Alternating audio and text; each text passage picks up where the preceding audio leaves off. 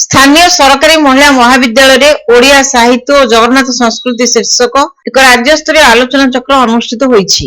ଏଥିସହିତ ବିଶ୍ୱ ଓଡ଼ିଆ ଭାଷା ସମ୍ମିଳନୀର ଆୟୋଜନ କ୍ରମେ ଶ୍ରୀମନ୍ଦିର ପରିକ୍ରମା ପ୍ରକଳ୍ପକୁ ନେଇ ସାହିତ୍ୟ, କବିତା, ତର୍କ, ସାଧାରଣ ଜ୍ଞାନ, ପ୍ରବନ୍ଧ ଓ ଲୋକନୃତ୍ୟ ପ୍ରତିଯୋଗିତା କରାଯାଇଛି। ଏହି ରାଜ୍ୟସ୍ତରୀୟ ଆଲୋଚନା ଚକ୍ରକୁ ଉଦ୍ଘାଟନ କରି ଝାଞ୍ଜପିଟା ମଠର ମହନ୍ତ ସଚ୍ଚିଦାନନ୍ଦ ଦାସଜୀ ମହାରାଜ କହିଥିଲେ ଯେ ଜଗନ୍ନାଥ ମହାପ୍ରଭୁ ଅଦ୍ୱିତୀୟ, ନିରାକାର, ଶୂନ୍ୟ ଓ ପରମ ବ୍ରହ୍ମ।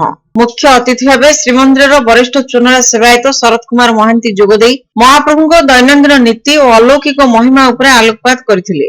ମୁଖ୍ୟ ବକ୍ତା ଭାବେ ପ୍ରାକ୍ତନ ଓଡ଼ିଆ ଭାଷା ସାହିତ୍ୟ ବିଭାଗର ମୁଖ୍ୟ ପ୍ରଫେସର ଡକ୍ଟର ହରପ୍ରସାଦ ମିଶ୍ର କହିଥିଲେ ଯେ ଓଡ଼ିଆ ଭାଷା ଆଜି ସଂକଟରେ। ଓଡ଼ିଆ ବିଶ୍ୱ ଭାଷା ସମ୍ମିଳନୀ ସଞ୍ଜୀବନୀ ସଦୃଶ ହେବ। ବିଭିନ୍ନ ରାଜ୍ୟର ଭାଷାଠାରୁ ଓଡ଼ିଆ ଭାଷା ଅତି ପ୍ରାଚୀନ ବୋଲି ସେ ମତବ୍ୟକ୍ତ କରିଥିଲେ। ଆୟୋଜନର ପୃଷ୍ଠପୋଷକ ଅଧ୍ୟକ୍ଷା ପ୍ରଫେସର ଡକ୍ଟର ନିବେଦିତା ମିଶ୍ର କହିଥିଲେ ଯେ ଓଡ଼ିଆ ଭାଷା ସମ୍ମିଳନୀ ପ୍ରତିବର୍ଷ ଏଭଳି ଆୟୋଜନ କରାଗଲେ ଓଡ଼ିଆ ଭାଷା ଭାରତବର୍ଷରେ ଶ୍ରେଷ୍ଠ ଓ ପ୍ରଥମ ଭାଷା ହୋଇପାରିବ।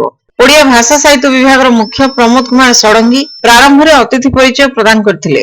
ନୂଆଓର ନୋଡାଲ ଅଫିସର ସତ୍ୟସ୍ମିତା ବେହେରା ନୂଆଓ ବିଶ୍ୱ ଭାଷା ସମ୍ମିଳନୀ ଉପରେ ଆଲୋଚନା କରିଥିଲେ। ଶେଷରେ ସାଂସ୍କୃତିକ କାର୍ଯ୍ୟକ୍ରମ ପରିବେଷଣ କରାଯାଇଥିଲା। ଏହି ଅବସରରେ ବିଭିନ୍ନ ପ୍ରତିଯୋଗିତାର ପ୍ରତିଯୋଗୀମାନଙ୍କୁ ପୁରସ୍କୃତ କରାଯାଇଥିଲା। ଧନ୍ୟବାଦ ଅର୍ପଣ କରିଥିଲେ ଅଧ୍ୟାପକ ପଦ୍ମଚରଣ ପ୍ରଧାନ। ସ୍ଥାନ ଅଧିକାର କରିଛନ୍ତି ଓଡ଼ିଆ କବିତା ଲେଖନ ପ୍ରତିଯୋଗିତାରେ ବିଷ୍ଣୁପ୍ରିୟା